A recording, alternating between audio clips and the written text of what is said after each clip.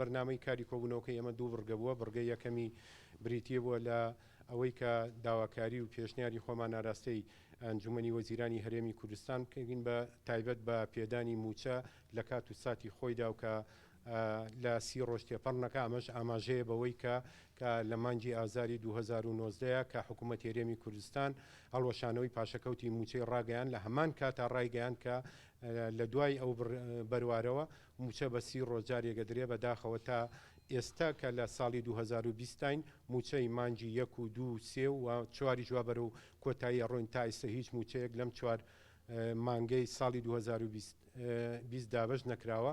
بۆیە ئێمەش وەکو نوێنەرایەتی هاوڵاتیان لە سنووری جوگرافی ئەنجومەنی پارێزگای سلێمانی سەرەڕای ئەوەی کە ئاگادارین هەم نرخی نەوت دابەزیەوە هەم داهاتی ناوخۆی هەرێمی کوردستانیش کەمی کردووە. بەڵام ئێمە پێمان وایە ئەمانە نابێتە ڕێگر و بەربەست لە دابشکردنی موچەی موچەخۆرانی هەرێمی کوردستانە.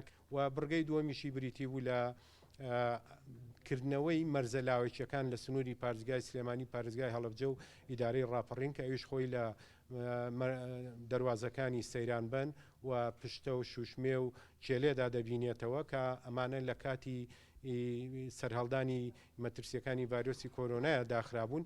ژمارەیەکی یەکجار زۆری هاوڵاتیان و خێزانەکان بژێوی ژیانیان لەسەر ئەم دەواازانە بووە و جوڵەیەکی بازرگانی زۆر باشی تیا بووە. بەشێکی زۆر لە بازرگان و وەکریەکار و کاسبکار سوودمەند بوونە لەو دەواازانە و بە خۆشحاڵیەوە لە کاتەکە لە ڕابردووشدا هەردوو دەواازەی باشماخ و پەرێوسخان کە جموجۆڵی بازرگانی تیا بەردەوام بوو هیچ بەرکەوتەیەکی ڤایرۆسی کۆرۆنای تیا دەرنەکەوت و ئاماژە بەوە و ئاماژە بە بەرقەرارکردنی ڕێنمایە تەندروستیەکان و ڕێنمایەکانی خۆپارێزی.